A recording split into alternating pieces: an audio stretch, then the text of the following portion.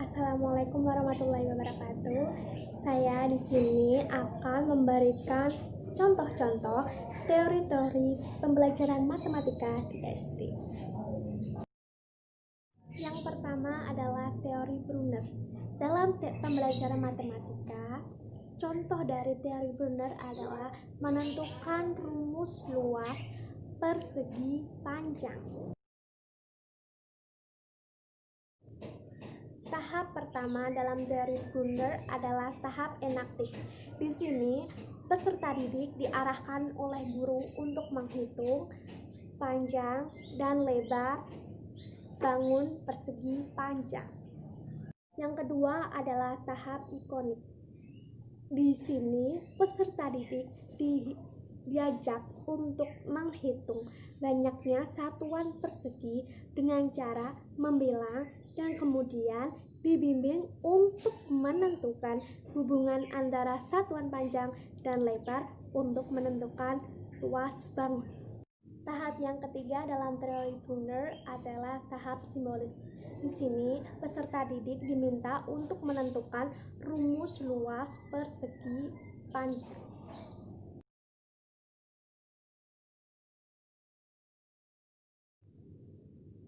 Teori pembelajaran yang kedua adalah teori Piaget.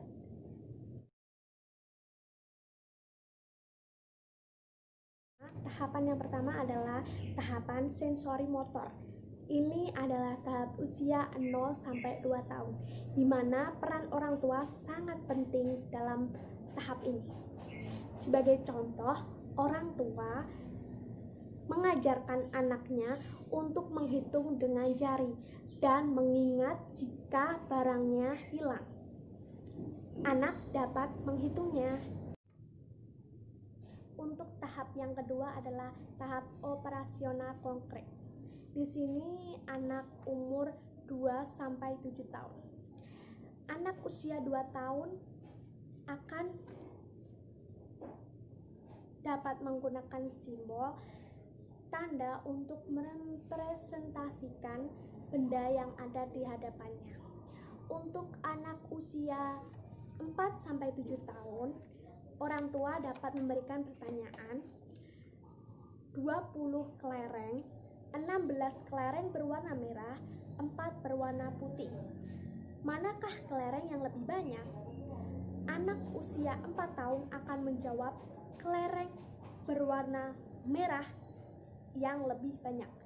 Untuk anak yang 7 tahun, kelereng berwarna merah lebih banyak daripada kelereng berwarna putih.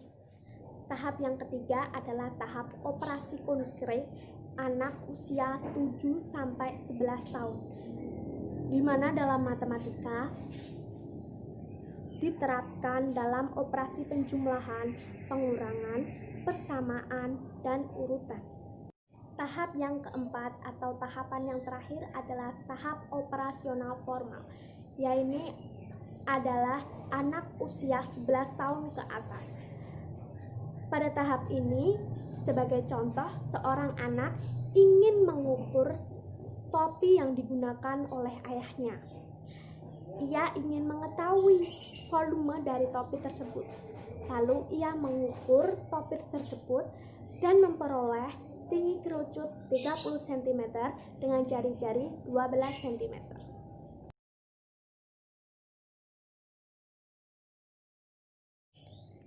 Pembelajaran yang ketiga adalah teori Bierns. Guru dapat membentuk beberapa kelompok yang terdiri dari 2 sampai 3 peserta didik. Di setiap kelompok akan mendapatkan masing-masing peserta didik satu soal.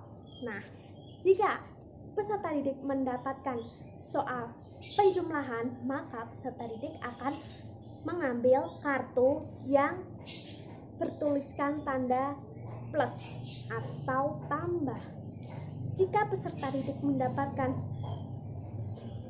operasi pengurangan, maka peserta didik akan mengambil kartu yang ada gambarnya minus seperti ini. Namun, jika peserta didik mendapatkan soal penjumlahan dan pengurangan, maka peserta didik harus mengambil 2 kartu sekaligus dan menjumlahkannya, lalu mengurangkannya dan akan mendapatkan hasilnya.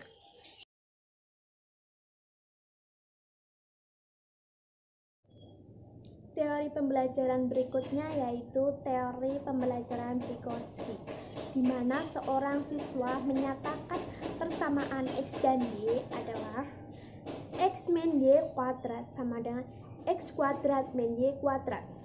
Namun pernyataan siswa tersebut atau peserta didik tersebut salah.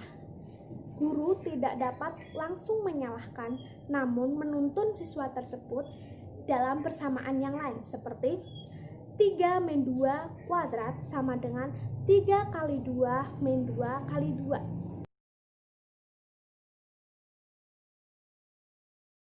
Teori yang kelima adalah teori Van Hel, di mana dalam teori Van Hel ini terdapat 5 tahap. Yang pertama adalah tahap pengenalan, di mana seorang peserta didik diperlihatkan bangun persegi.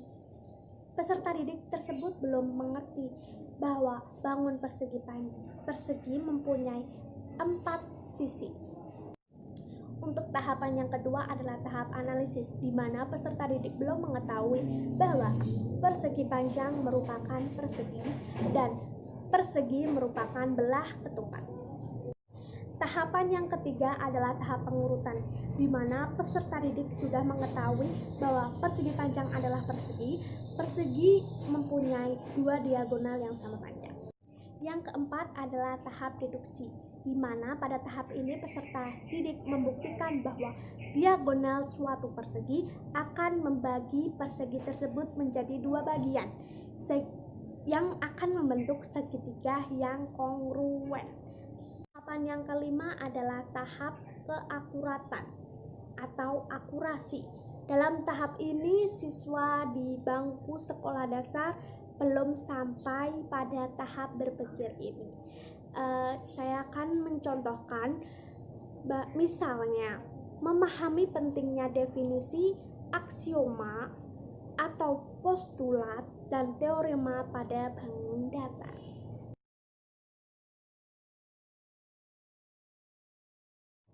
Teori yang keenam adalah teori Baruda, di mana dibagi menjadi 2 kelompok. Kelompok A akan mengamati sekumpulan orang dewasa memukul, menari, menendang, dan lain-lain. Kelompok A hasilnya adalah akan menirukan apa yang dilakukan oleh orang dewasa tersebut. Dan kelompok B akan mengamati sebuah patung. Namun apa yang terjadi? Kelompok B tidak seagresif kelompok A dan kelompok B hanya diam saja karena yang diamati adalah patung.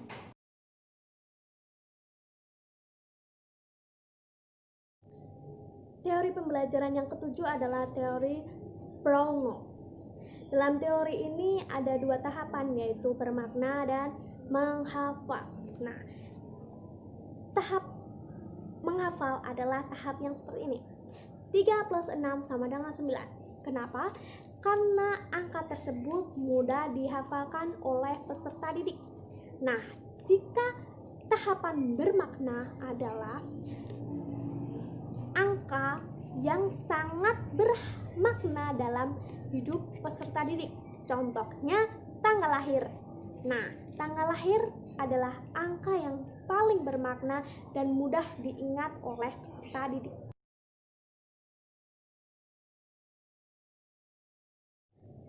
Teori yang ke-8 adalah teori Scheme.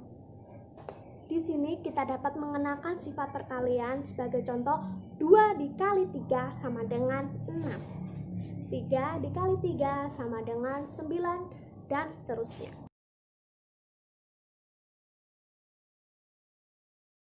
Teori yang ke-9 adalah teori Skinner, yaitu ada 2, penguatan dan hukuman. Penguatan dapat berwujud pujian, saran, kritik kepada peserta didik. Namun, hukuman dapat berupa teguran, sebuah hukuman agar peserta didik tidak mengulangi kesalahan yang dia perbuat. Teori pembelajaran yang ke-10 adalah teori Gardner. Di dalam teori Gardner ada 9 tahapan. Tahap pertama yaitu memperoleh perhatian, di mana guru mengajak peserta didik berkenalan dengan bilangan dan mengetahui lambang bilangan dengan cara memulai komunikasi dengan peserta didik. Tahapan yang kedua adalah memberikan informasi tujuan pembelajaran. Di sini guru memberikan informasi menarik kepada peserta didik bahwa pelajaran kali ini kita akan belajar mengenai operasi bilangan.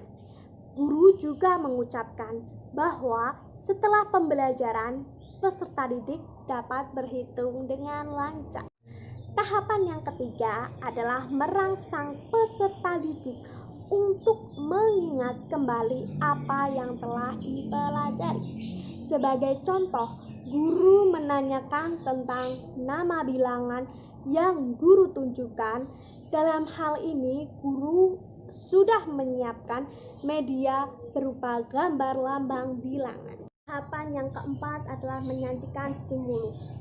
Contohnya, guru membagi peserta didik menjadi 4 kelompok. Dalam pembagian kelompok, guru mengajak peserta didik untuk menghitung berapa jumlah teman dalam satu kelompoknya. Tahapan yang kelima adalah memberikan bimbingan kepada peserta didik. Dalam contoh, dalam proses perhitungan atau pemberian soal yang diberikan oleh guru kepada salah satu peserta didik diminta untuk menghitung sembari guru menunjukkan jumlah bilangan tersebut. Tahapan yang keenam adalah memancing kinerja. Contohnya, guru memancing kinerja berupa mengajak berhitung peserta didik satu kelas tentang hasil penghitungan yang dilakukan oleh kelompok lain. Tahapan yang ketujuh adalah memberikan balikan. Contoh, guru menanyakan kepada siswa sudah benar atau belum. Hal ini juga semakin memantapkan hasil perhitungan yang dilakukan oleh siswa atau peserta didik. Tahapan yang ke-8 adalah menilai hasil belajar. Contohnya, meminta peserta didik menulis hasil penjumlahan yang dilakukan dalam permainan tadi menggunakan lambang bilangan yang benar. Tahapan yang terakhir atau tahapan yang ke-9 adalah mengusahakan transfer. Contohnya, guru mengajak siswa memecahkan masalah yang diceritakan oleh guru sebelum pelajaran selesai.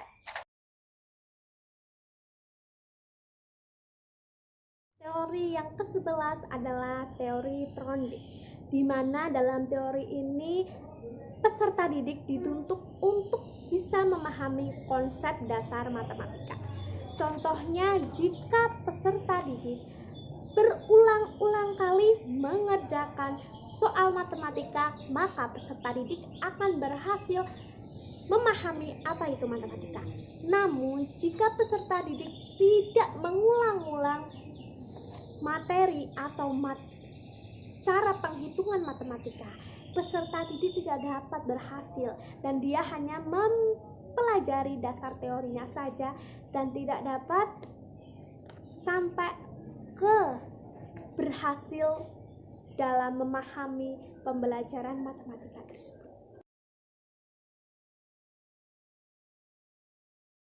Yang terakhir adalah teori Ausubel. Dalam teori ini hampir sama dengan teori Brunel. Kenapa? Karena dalam teori Ausubel ini juga ada dua tahapan, yaitu menghafal dan bermakna. Contohnya hampir sama dengan teori Brunel, yaitu yang menghafal adalah penjumlahan dan pengurangan. Nah, jika tahapan yang kedua adalah bermakna, yaitu sama sih seperti teori Brownell, yaitu angka yang sangat bermakna dalam hidup kita. Sebagaimana 17/8/45. Nah, itu adalah tanggal yang paling bermakna bagi negara Republik Indonesia ini. Itu dia adalah contoh dari teori pembelajaran matematika. Terima kasih sudah menonton channel ini dan sampai jumpa. Wassalamualaikum warahmatullahi wabarakatuh.